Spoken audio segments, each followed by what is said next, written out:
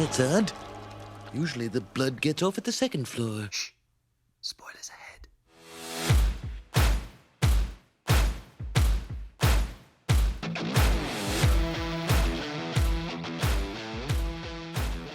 Hello everybody and welcome to Cinemattraction. I'm Heat Guy Jay and along with me as always is Cold to the Bone Johnny. It is here, Johnny. There we are. Today we're going to be talking about a massive movie. Yeah, huge one. Huge classic cult movie. Yeah. The Shining. Stephen King's classic. Absolutely. Based on Stephen King's classic novel. Yes. But first, what have you been watching? Well, we just watched a Royal Rumble. We did. We watched... I have WWE Network at the moment, currently so... 10:30 at night. We've literally just... The last hour we've just watched a Royal Rumble. We've watched an hour and a half Rumble, I think we just watched. with some wrestlers from 2018 that we basically didn't know. I don't know. I didn't know maybe 3 of them kind of thing. I don't know 99% of them. I knew Daniel Bryan, and I knew... I knew Rey Mysterio. Rey Mysterio, yeah. Yeah. Randy Orton. Yeah, I knew Shane McMahon. Yes. God rest his soul. We lost him. I think we lost him there, didn't we? He didn't get up. He didn't get But it was, thrown through a and the table guy that won up. it, who was the guy that won it? Braun something. Braun Strongman. Strongman, that was it. Indeed. Obviously the pick of the whole thing was watching wrestler fall and go underneath who was the that? ring. It was wrestler. It was wrestler, wasn't it? It was wrestler. It in was Bobby trunks. Lashley looking wrestler. Bobby. It was billed as the greatest Royal Rumble, but that was not the greatest Royal Rumble. And he went to dive into the ring, but he dove under the ring. He just tripped before he tried to jump into the ring. He just went under the ring. It's hilarious. They kept cutting back to it. It was just rows and rows. It was all set in Jeddah. It was. In Saudi Arabia. And it was the most bored-looking... crowd. Lads. There was a load of people that were really excited at the back. Yeah. Oh, yeah. They were But there was no upright. atmosphere to the... Yeah. Just stoic-looking Yeah, gentlemen. yeah, Stately not- gentlemen. Really just not understanding what's going on. Fantastic. So what else have you been watching, sir? I've just been doing some revisiting this week. I saw one new film that I did see. I revisited Chip and Dale Rescue Rangers, which I quite really like that film. Revisited Krampus. Rewatched The Flash. Yes. And saw the last Insidious movie, The Red Door. Is Insidious good? Really Was rubbish. it directed by Patrick Wilson? It was. Wow. It was really rubbish. Lame. It was really rubbish. The lipstick face demon is like in hardly any of it, and it all sort of hinges on that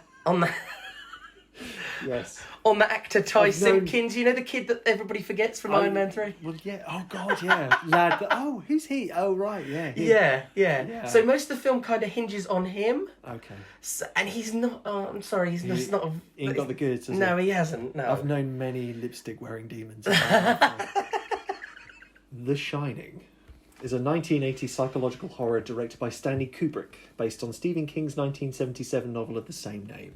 A notoriously difficult production with principal photography spanning 14 months at Elstree.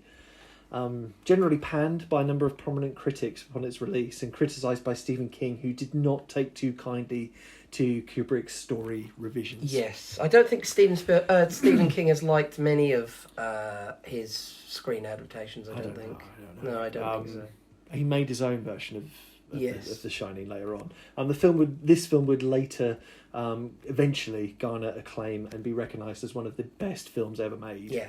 Certainly one of the best horror films. Yeah. Probably top 10 horror movies. Oh, I would say so, definitely. A fine sequel titled Dr. Sleep would be released in 2019, which follows a grown-up Danny Torrance dealing with his trauma, aiding a young girl named Abra, who shares his telekinetic shining abilities from a travelling gang of vampiric nasties. Yeah. We won't be discussing that film in this episode, nor will we be discussing the diversions from the original novel necessarily. Right. We might get into a couple of them.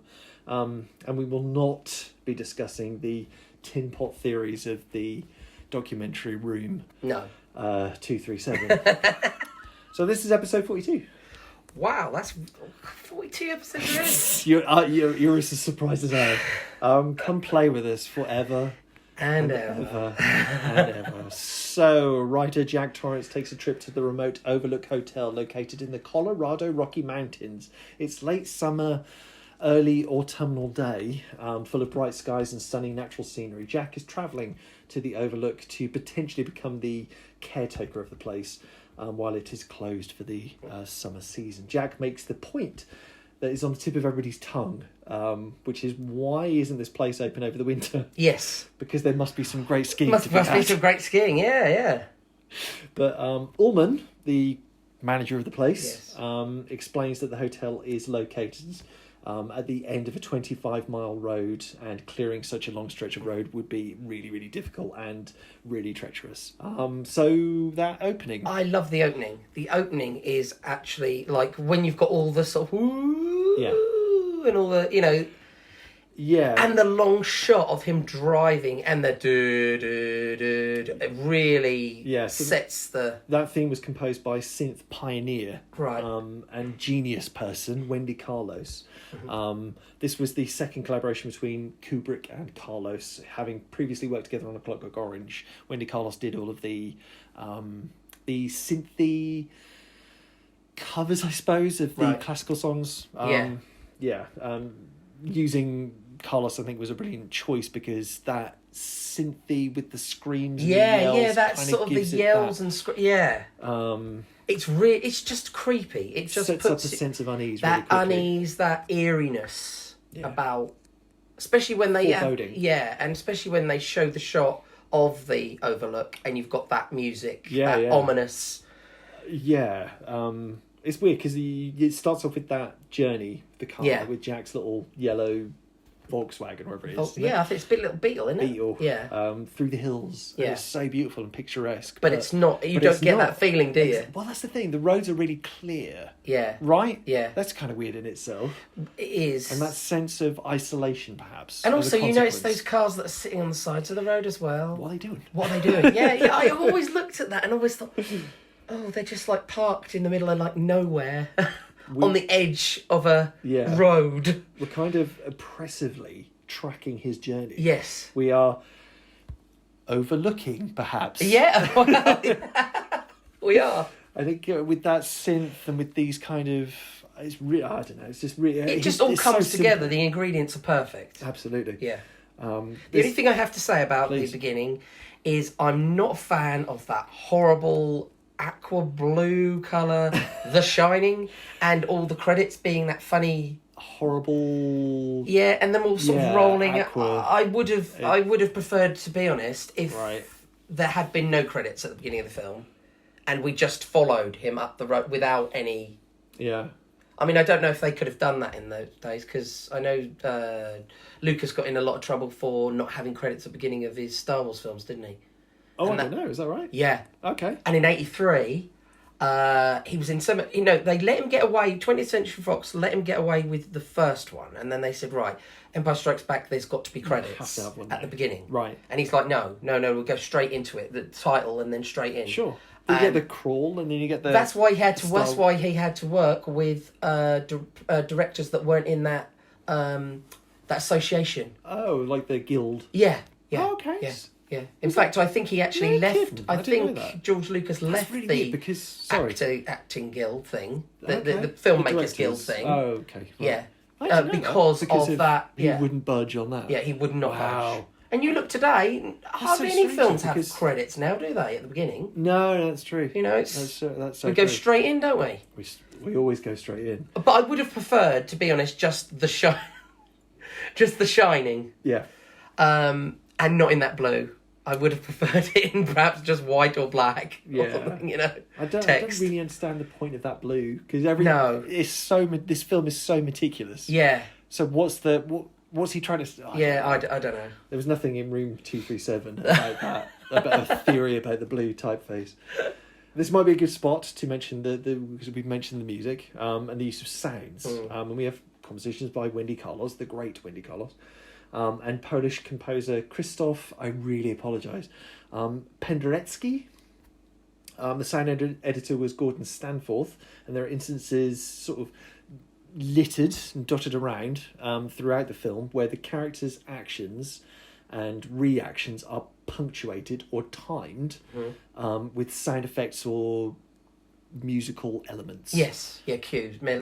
Cues. So when he's come through and he's done his "Hey Johnny," and she's like, "Ah, that's hit with a sting." Yeah. Oh God, it's so clever. Yeah. Such techniques serve to heighten the tension, I feel. And I think it's a really good point to bring up, such as the descending tones and the sharp stings. And I always love it in movies when you get a bit of action and they cue music to it perfectly. Just punctuate, just timed. Yeah. And it's Kubrick, so it would have been. So anyway, Jack arrives at the Overlook, a grand, imposing, Gothic-looking landmark nestled within these equally imposing hills. It's just nothing but sharp angles daggering into the air. It's isolation, isn't it? Yeah, it is. It really is. It's this giant imposing place in this giant imposing place. Yeah. Oh, with these sharp edges that the place kind of looks like a church. With those sort of like you get like a reverence about the place, don't you? You know, it should be a place where you revere it. Yes, you feel trapped. Yeah, because it's so dwarfing. Yeah, and also you respect it because it's so big. Respect it. Yeah. So anyway, Jack arrives and meets with the hotel manager, Stuart Ullman. They wander around the grandeur of the building and they wind up discussing the requirements of the caretaker position. It is here that Ullman reveals that the previous winter caretaker, a man named Charles Grady, slaughtered his wife and his 2 daughters before offing himself. That's what you want to hear during an interview, isn't it? and he's so overjoyed with this interview that he's like, oh, that's okay, because my wife is a confirmed ghost and horror fan. Horror, yeah. Yeah, it's funny. I think it's weird the way that you've got the other bloke that's in the room with him as well, doesn't he? Comes in and they discuss the murder, but it's in a very jovial way, very matter of fact way, very straightforward way. But kind of so like. But there is elements that are kind of jovial, also the way that Ullman talks. Yeah, in a jovial sort of. Matey kind of way. Yes, familiar. Yeah, whereas you're talking about the most horrific, disturbing things. Were the daughters of Grady supposed to be twins? Might get into that in a moment. Okay. But this sequence is sort of intercut with scenes of Danny and Wendy and Danny. Yes. Jack's wife and son back at home. Yeah. And Danny's wading into that sandwich. Yeah. And he is. Yeah. And he's a PB and J, I think. He's kind of distant and detached, and we're also introduced to Tony. Yes, the TV's on and he's sort of staring into it, not actually watching it. Yeah. He's not watching it, he's just staring, so he's obviously not watching the telly, he's in his world of his own, and he's picking up, obviously, these psychic transmissions. Frequencies, yeah. Yeah, that he doesn't understand, I think, because of his age. Tony is Danny's imaginary friend, characterised by a finger motion. Yes. I think they had to do something with that because... Oh, they do something with it? No, I mean, they had to do something with Danny because Danny having his little imaginary friend in the film to show that it's there. He's got the shinning. Yeah. The shinning. Jack gets the job, which Tony relays to Danny in real time. He does. Tony goes from being a juvenile figment of Danny's imagination to being somewhat malevolent. Danny then endures a horrific vision of things to come, of horrors to come, with an elevator spewing gallons of blood across what appears to be a hotel lobby. He doesn't know the Overlook. He doesn't know what's really I have going a problem with this. Okay. The repetitive shot of the blood? Of the elevator with the blood coming out. Okay, well, what do you have a problem with that? Well, this is my only critique, really, about the film, is I would have preferred that Danny was sitting there at the table with some crayons, drawing it. Oh, okay, yeah, I could go for that. And then Wendy comes over, Danny, what are you doing? And then she gets even more worried because he's like, this kid's drawing. And then she calls the doctor. Right. Because he's she said, she mentions to the doctor after he has his little funny 5 minutes. He has a flip, yeah. Yeah, he has a little funny 5 minutes where he sort of passes out, doesn't he? Yeah. Mentioning to the doctor, well, he drew this, a few hours before. Yeah, should I be concerned about this? And then, at the end of the film, that's when you get to see it, because that's when it would have the real punch. Oh, okay, yeah. Oh, God, he saw that. Yeah, he saw that in his mind. That would be really cool. Yeah, I would have preferred that. I think you just outdone Kubrick. So Sorry. we learn that Tony lives in Danny's tummy and Yes. speaks to and through him. Yes. Yeah? Yeah. Danny rests because he had a little flip out, and Wendy explains to the doctor that Jack dislocated Danny's shoulder during a drunken rage. Yes. But it's all hunky-dory now because it inspired Jack to go to stop drinking, to go sober, I guess. I'll say it now. Danny and Wendy are better off without Jack. So the Torrances make their way to the Overlook.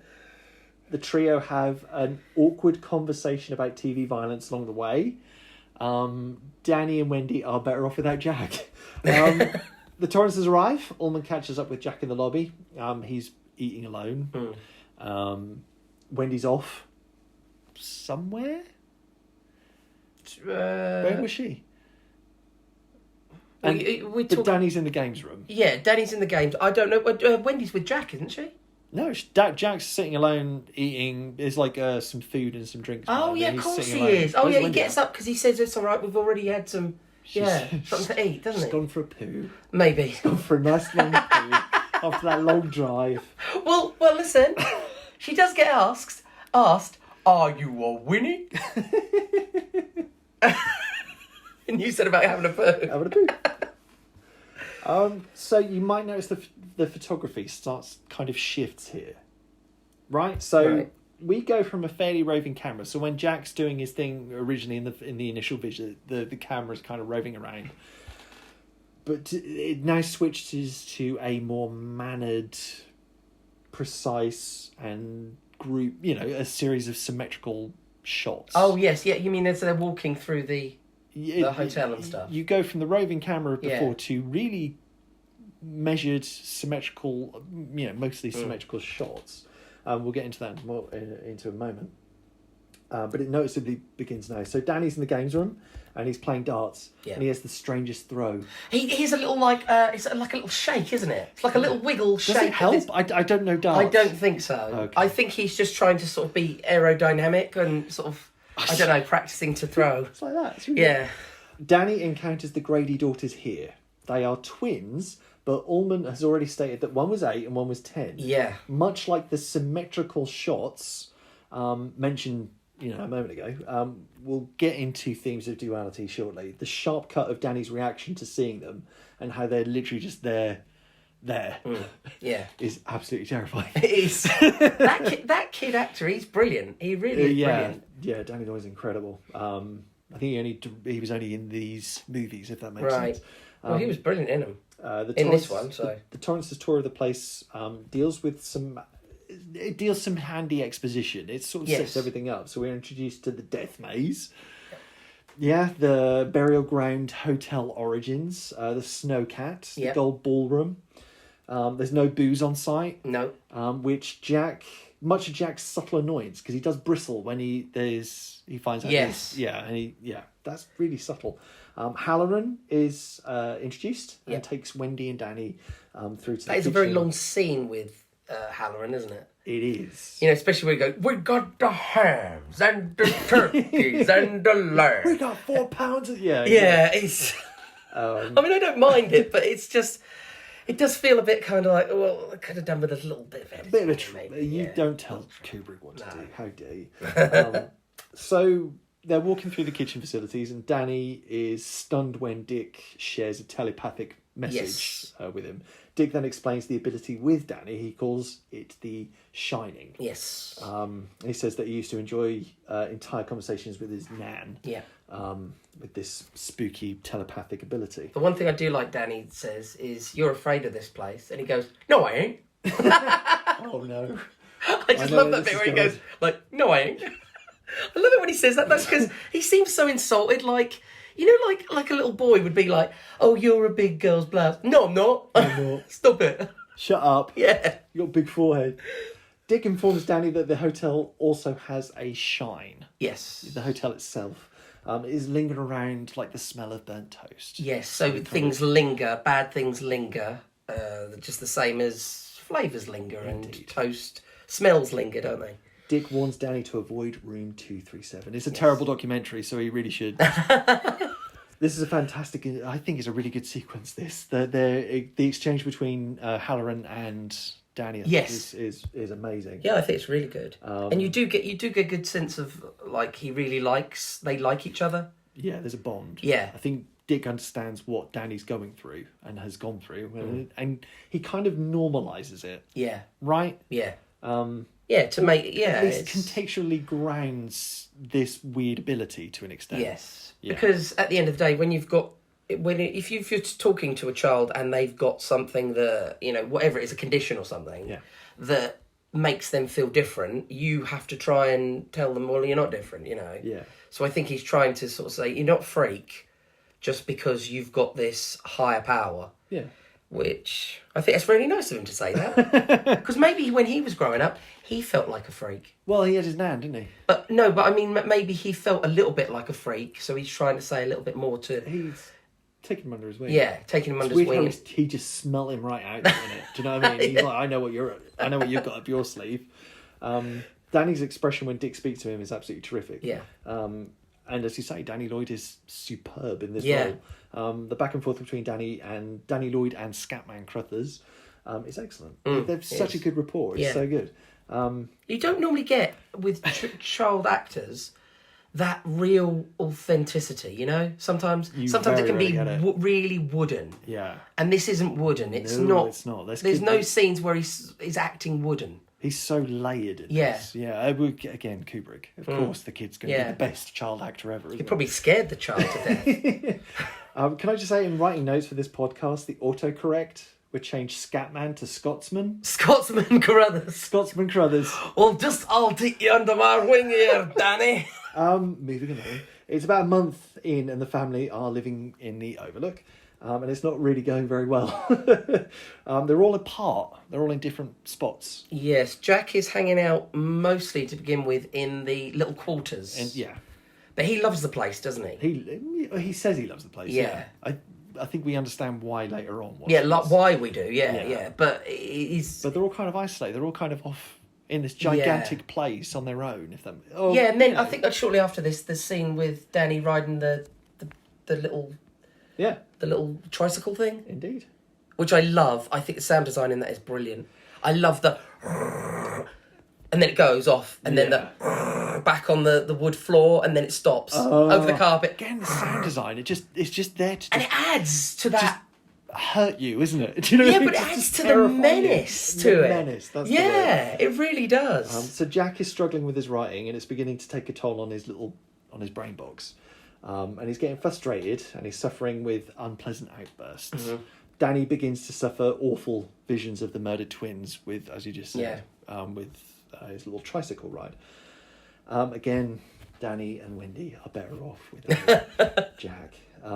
Jack is freaking out. Wendy is struggling to hold it all together, and Danny is completely isolated from any other children. Yeah. Scatman's gone. Yeah. There's nobody there except just his parents. He's up against it, bless him. So there are lots of symmetrical shots, long symmetrical hallways. Yes. That iconic symmetrical carpet pattern, which I want. Beautiful, isn't it? I quite like the pattern that's in room 237. I like something that's in room 237. I bet you do. Wendy and Danny have a good old wander through the hotel's beautiful hedge maze, which is a symmetrical pattern in itself. There's a pretty strong theme of duality playing throughout this. And we get another overlook. We get another overlook. Yeah, that's kind of, exactly. I was just about to say Jack that. looking over the thing, and then it... Like he's watching over. Yeah, so Jack and Danny are walking into the giant hedge maze of death, and there's a small model within the foyer of the hedge maze, and Jack is basically watching them walk around in it. Yeah, he's leering over them. Two sides. So Jack's pent-up dark side turmoil that unleashes this inner monster. That's kind of the whole point. And there's images, use of mirrors and reflections. And there is, yes. So especially the bit where he's eating his eggs. He's eating his eggs where he's lying down and he's... Gnarly bacon. Yeah, that gnarly, horrible bacon. He's sort of he's eating it horribly. He's like... That's horrible bacon, wasn't it? But that is mirror shots, isn't it? Weird. Yeah. Danny finds himself lured into room 237 because of the burnt toast forces. Wendy finds him and sees that he's been all roughed up. Yeah. There was another shot like that, like you said about the long shots of Danny when he comes into the bit where Jack's writing. And he just stands there in the corner and you've got the long shot behind of Wendy and Jack in the distance. Yeah. So, haven't you? Yeah. The foreground and the background. These incredibly long, isolating shots. That's one that really stands out in my with mind. This duality. Yeah. You've got the monster and this... So Wendy finds him and finds that he's all been roughed up. Jack is then sent into room 237 to see what's up, encountering a terrifying, amorous female ghost. The female bath ghost encounter is one of the most resonating scenes of the film. It is. Beautiful young woman morphing into a literal rotting old hag. And I think Jack was rather turned on by this. I mean, who wouldn't be turned on by a rotten old hag? So Jack's lost his mind. Well, he has lost his mind because when Wendy questions him about the room, he says there was nothing in it. Yes. So he said, there was a lot in it. Yeah. So Jack's already starting to succumb to the burnt toast. Yeah. Jack blames Danny for his own injuries, which is a bit awkward and a bit horrible, and is lured back into the bottle by a ghost bartender named Lloyd. Yeah. Jack would then bump into a friendly ghost named Delbert Grady. Yep, that Grady, who tells him that Danny has contacted my man Halloran for help, and that Wendy and Danny must be corrected. Yes. Now, one thing I want to mention is the first time Jack goes in the room. Yeah. He goes into the gold room, and does he possibly see his self in that? Reflection? Because he's in one of those photos, isn't he? We'll get into what's going on with the photo later, because I think it means different things to different people, because it's the last shot of the film, so... Okay, because all I was going to say is, if this photo has any bearing, without saying, spoiling the end of the thing, if it has any bearing, there would be an explanation why he knows that the bartender's name is Lloyd. Yeah. Why does he know that? I think there's some aspect of, perhaps resurrect. It means something very specific to me, but there is an aspect of resurrection. Yeah. And the other thing is Delbert Grady. Delbert Grady? Yeah, who's Delbert? Because his name is Charles Grady. Right. So why are they... We'll get into... Yeah. Duality, innit? Duality. Again, there's duality, two sides to... Yeah. I mean, he says about the daughters, the ages, they're twins. Yeah. I think they're supposed to be. Well, and even the caretaker's name isn't right. So Jack's lost his mind and he's back on the booze. Yeah. He is a willful boy. Danny and Wendy are in deep trouble. Yes. And they are better off without him. Yeah. Wendy takes a sneak peek at Jack's manuscript. Shh. Spoilers ahead. Jeez, lady. But the manuscript is full of nothing but all work and no play makes Jack a dull boy. I love seeing that because do you notice the typos in it and that? Oh, there's madness. So many different... Yeah. So it does look like madness. They haven't actually got somebody to just write... I think they've actually got somebody, a typist, right, to just keep writing it and keep writing it and keep writing it till they made mistakes. I want to say Kubrick actually did some of that. Do you think so? I believe he contributed some of that. Do you think he messed up some of the words on purpose? Again, it's Kubrick. He's playing with you. You're a yo-yo in his hand. Yeah. Well, I think that's pushed it. That incident with Danny has done it again because it's put the thing in his mind that when he hurt him last time, and it's pushed him even further. Like, oh great, so now I've got another, cross against me. Indeed, and it builds the resentment. I agree, because I think Jack Torrance hates his wife and hates his son. Yeah, I get that. You get that impression when they're sitting in the car on the drive there. The way he talks. The way he just and he goes, not there. Like when it says about learning cannibal, he goes, see, he got it on the TV. He saw it on the... And it's, you do. He hates him. I'm going to be honest, if I was married to Wendy, I might try. She might...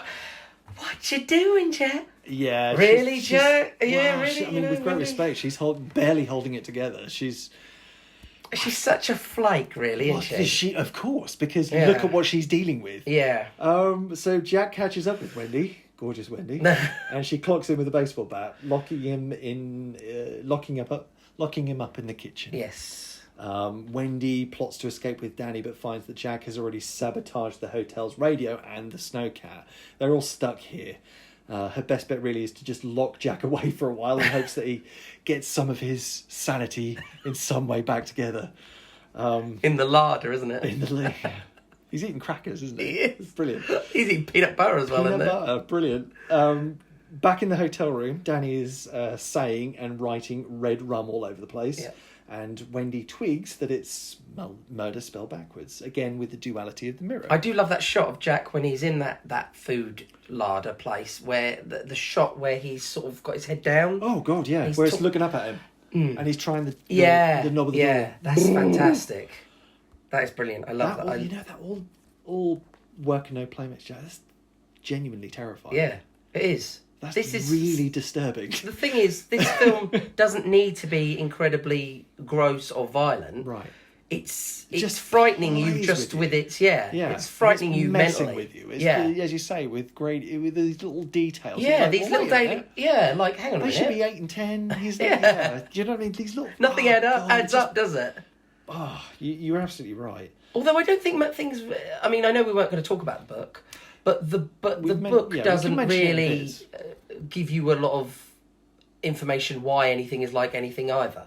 You know, it's just a haunted. It's a really long book. It is a very long book. Yeah, I've read that on a plane once. I have read that, and I have read Doctor Sleep, but I'm not really a fan of Stephen King's. I'm not the biggest fan of books Stephen King's because I don't. words. They're a little bit too. They're a bit too wordy. Yeah. Much like this conversation. Jack is freed from the kitchen by Ghost Dad Grady, and it's on. Yeah. As he goes hunting after Wendy and Danny with an axe. Danny manages to escape outside, and Wendy fends him off with a knife because she can't get out of the window. And then we get the iconic scene that everybody must know. Here's Johnny. About. Yeah, here's Johnny. What do you think about that scene? Well, it's fantastic. It's iconic, isn't it? I mean, that shot of Jack Nicholson with his face in between those two panels of the door where he's cut through. Yeah. It's iconic. It's one of those... the Monster Unleashed. Yeah. It's literally the Monster Unleashed. Yeah, it is. The Shining has an iconic poster designed by the great graphic artist Saul Bass of this unsettling dotted face. Yeah, I don't like that. Overlooking the viewer. However, this iconic shot of Jack leering through the hole in the door. Yeah. I think that is, when you think of The Shining, it's that, isn't it? It's the iconic image, and I think that's, for me, that's the poster. Yeah. There's another iconic image, really, I find about The Shining as well. The smile that Jack does when he's in Ullman's office, I think it's quite iconic as well. When he's sitting there, that very Cheshire cat. Well, he has that. It was I don't know if He also has that shot that was my phone background for about a year. Yes. My phone wallpaper. You know the one where he's he's looking sort of. Yeah, in the bar with Lloyd. Oh yes, yeah. He's alive with pleasure. Yeah. That was my phone background. Always like that. Yeah. Hello, Lloyd. Oh my God. Jack Nicholson apparently had some firefighting training and was able to wade through the door with an axe like a knife through butter. Wow. I believe the production team had to source thicker doors as he was just ploughing through doors with that axe so easily. So Halloran is returning back to Colorado from his vacation to Florida in response to Danny's telepathic call for help. Yeah. Halloran, we won't talk about that room in which Halloran is sitting in with that erotic artwork. Yeah, but what about the... I'd love those photos. What about those afros, though? Those afros on those afros ladies. are magnificent. Incredible. I need those prints. I like he's just laying there on the bed looking quite grumpy. Yeah. Watching the news with these beautiful, incredible erotic art up on his walls in the sunshine. It's so strange. It is. You'd think he'd be happy, wouldn't you? You'd think so. Halloran arrives back in a working snowcat, which may be useful later. Halloran's presence interrupts Jack in the middle of the "Here's Johnny." We have to mention that Danny contacted Halloran. He did, yeah. That's why he's mentally, back, who sort of ambushes Halloran. Yeah. And murders him with an axe to the chest. Wendy's able to escape and encounters two hotel guests of her own getting rather intimate. One is dressed as like a pig dog pig. Yeah. One's dressed in a fluffy costume, and it's. This scene is actually in. This is terrifying. Again. Is in 30 Seconds to Mars: The Killing video. Okay. That scene is Jared Leto the lad. No, he's Jack Torrance, isn't he? He's like, we're going to spend some time in this old abandoned place for a few days. and he does the the throwing the ball on the wall. Okay. And he does. Even that's terrifying. So this hotel is a bell jar of collective traumas. Yes, yeah, No, bad it's memories. Hell. It's hell, right? Yes. A lot of bad, really. What about the good things that have happened in the Overlook, though? There must be, for all this awfulness of people... People must be going there. There's got to be some There's got to be some joyousness, hasn't There's got to there? be some redeeming feature. Yeah. It's a popular resort. Yeah.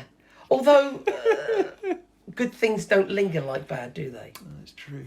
It's like trauma, it's... The good things don't stick in your mind, it's the bad things, isn't it? Can you imagine, like, you're at the desk and the person that just gives you the keys and you go up to there and there's a lad in a suit, in a bear, dog, pig costume, and there's another lad in his finery and you just walk in on that. I don't know what it was. Anyway, the bets are off. With Halloran's shocking murder, even after the 400th viewing of this And the film, ghosts have just given up, trying to pretend they're not there now. Indeed. They're just, right there. Yeah, they're right there. Wendy's seeing them. Yeah. I've seen this film a million times, even after this millionth viewing. That shot of Jack wading that axe right into the middle of Halloran still shocks me. Yeah. I know it's coming. Yeah. And I know it's horrible. But it's also the cue of the music as well, again. Yeah, isn't it? exactly. That. Yeah. Oh, God, yeah. It's all quiet, and then he puts the axe, and then the music, It's a masterclass, this. Halloran doesn't die in the book. He doesn't. It's a deviation from the book. Yes, he doesn't die in the book. You're not expecting him to die either, really. I think it's a shame that he does die in the film, to be honest, because he made that huge journey. You know what I mean? He went hours on a plane. He drove hours. Yeah. Risking his life, and he gets there, and as soon as he gets there, he dies. Yeah. He had to go through customs, he has to take his shoes off and his belt and go through the scanner. It's like that Royal Rumble, isn't it? Put The his guy's phone coming to out to the try. Royal Rumble, he gets up, and then he's off again, isn't he? He's out the ring. He is. Thanks, I've made all this trip all the way over to come all the Jeddah. way from United States to Saudi. Yeah, to Saudi, Just to and be I'm out of the ring in Poked in the eye and 10 pushed off in seconds. 10 seconds. Yeah. Exactly.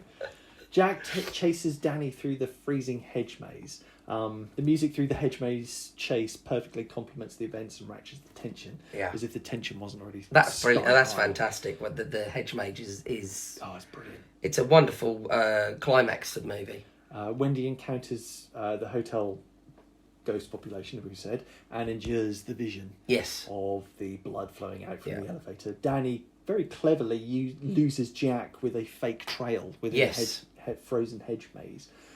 Danny and Wendy reach each other and escape on Halloran's. Because Danny knows the hedge maze because he went through it already. So he's already gone through it. But Jack hasn't. But Jack doesn't, because he was just watching. Yeah. Leaving Jack to freeze to death in the hedge maze. We close with a shot of Jack standing in a crowd of party people.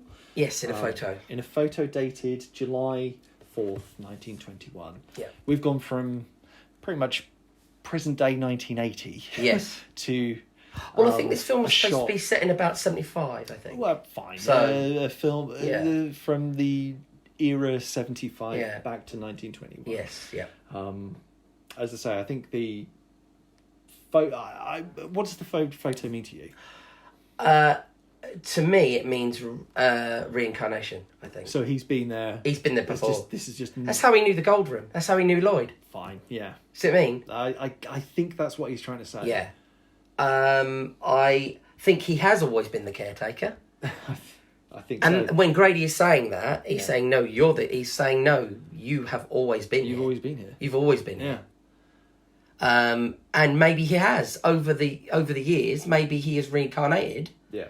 I'm not too sure about Grady, like whether Grady is also a soul that's been reincarnated and keeps coming back.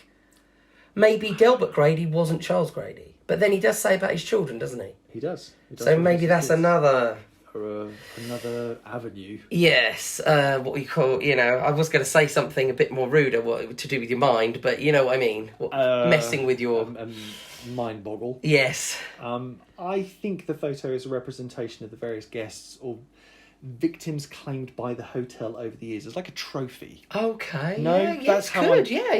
No, I can see that. All the souls it's collected over the years into this ballroom. Yeah. Do you know that he's doing the stance as well? Huh? He's doing the your homeboy Baphomet. He's Oh, doing yes, he is. Yes. I know he is. There's a thing. Jason is a Satanist. He is doing that because I did watch. I saw a video a long time ago where there was that photo in the video thumbnail, Right. and there was a picture of Baphomet next to it, and I was like, I'm clicking on that video. I want to. Jason's got a fascination with Baphomet. So what does that pose actually mean then within that? As above, so below. It means it's everything is equal and everything, equal and equals, opposites, and So duality. Duality, yeah, Okay. duality again. Right. It's got more to do with Buddhism, really, because it's about equals. It's got nothing to do with Satanism, to be honest. So The photo is also dated. So let me go because this. it's a very interesting- unsettling way to end the movie, I think. It is a very unsettling way to end the movie. Even though I've seen this film a million times, every time I see that bit at the end with the music, Yeah. the music just, even though it's not a creepy song, Yeah. you just reminded of that creepiness with that song going with it. It's just I've even at the heard- end, he's still trying to unsettle you. Yeah, I know he is. I've heard that song in something else, and as soon as I heard it, I started to feel creeped out. Right, even though it's not, because like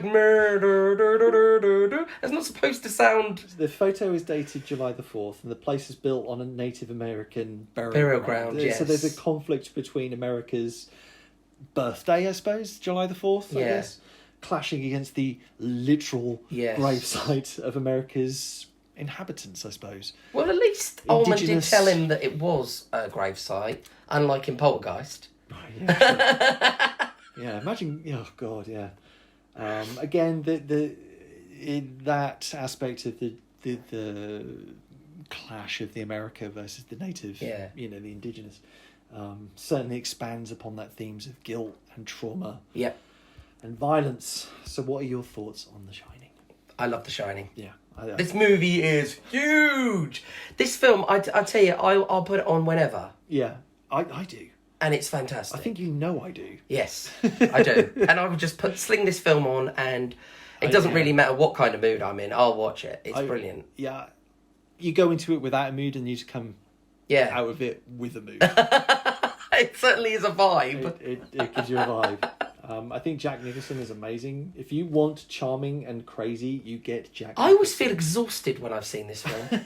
Like mentally exhausted. Yeah. Kind of like, oh, okay, yeah. Yeah. I don't really want to watch anything else now. I think I'll just... Yeah, exhausting is actually a really good... Yeah. Yeah. You don't ever feel that you want to watch something else after it, really. You either want to watch something really cheerful, like a comedy, Grand Budapest. or just nothing. Just sit there and mull over it a bit. I believe Stanley Kubrick initially wanted Robert De Niro and Robin Williams for this particular role. Okay. Stephen King wanted Martin Sheen, I believe. Martin Sheen. Wouldn't you have loved Robin Williams in this, though? I don't want anybody else but Jack Nicholson. He could have done it. I think he could have done that would have it. been I amazing. think he could have done it. Because he could do the sinister, couldn't he? Bobby De Niro could have been interesting as well. No, I couldn't see him doing it. No, I've seen a lot You of... know with that face he does, that Robert De Niro smile and face. See, Jack Nicholson, when he smiles, he's got that... God, yeah, you're dead. You know what I mean? He's He's just stabbed got you. that Yeah, he's- devil smile, hasn't he? But he is so charming. He's charming, but he's also... The charm also Like turns to magnet. sinister, doesn't it? Yeah, of course it does. You know? Yeah, he's psychotic. Exactly. So you're you've got drawn that... in, aren't you? You are, but it's like a velvet rope pulling you in. It is. It's a moth to a flame, isn't it? So Shelley Duvall, the beautiful Shelley Duvall, Vivian Kubrick filmed a fascinating sort of, I think 30-odd minute making of documentary of this film's very, very troubled, well, not very, very, but, notorious production. Shelley Duvall was a fantastic actor, though things kind of went south for her following this particular production, and she endured issues relating to her mental health. In the documentary, She disappeared, didn't she, for a lot of years? she just that was kind of it. And she was a really big rising, big prominent actress.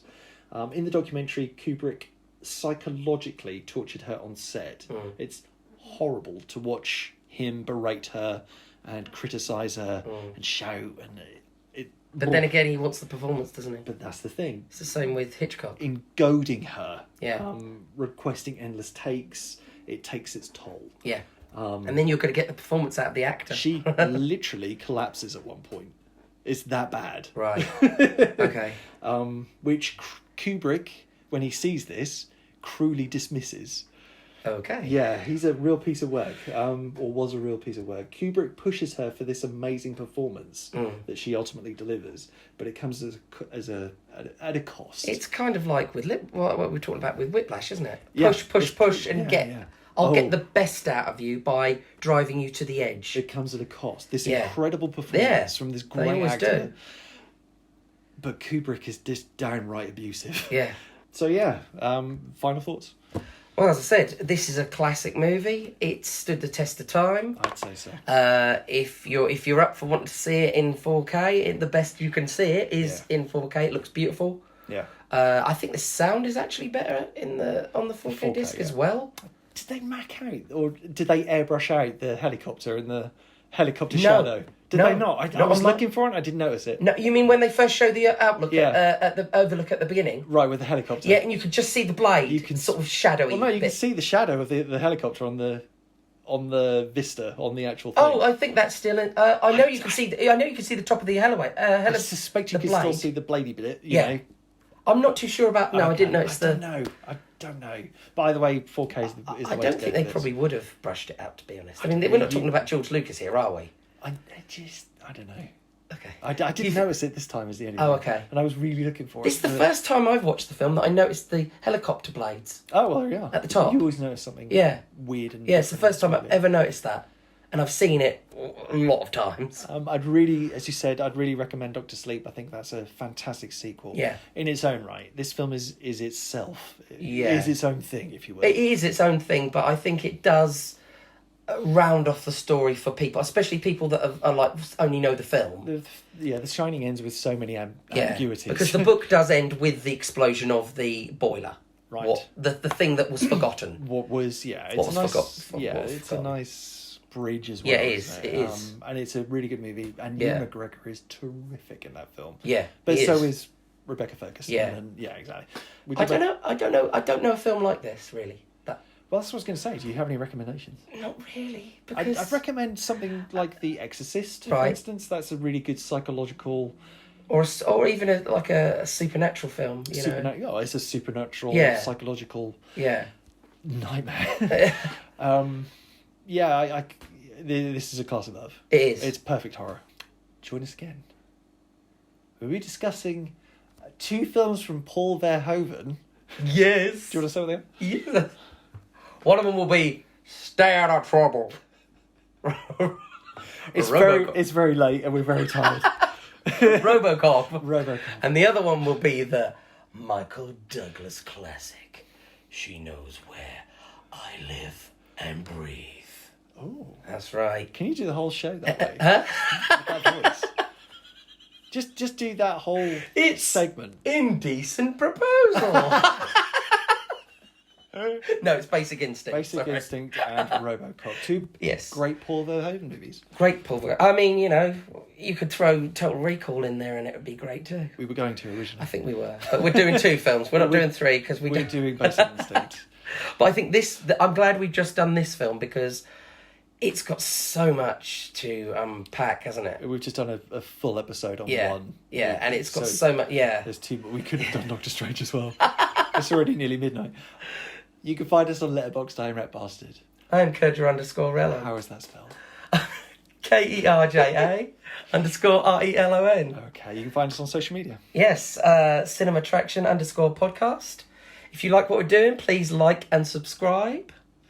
And, drop us a comment. Please tell Jason. Give us some feedback. You love his voice. Yes. Because he's very conscious of his voice. I'm very conscious about my voice sounding like a 18-year-old boy.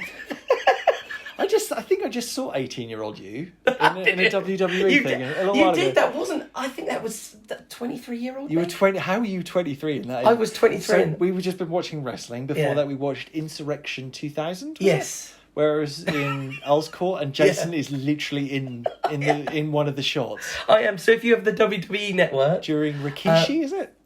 Yes, during the during the Dudley Boys match. During the Dudley Boys match, you'll see my sign. Right.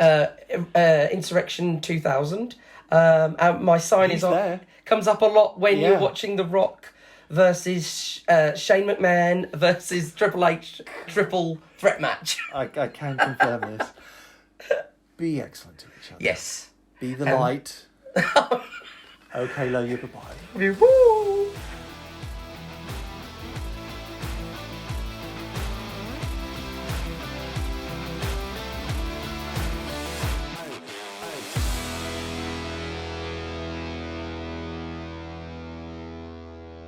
You read my thoughts. You've got the shinin. You mean shining? Shh! You want to get sued?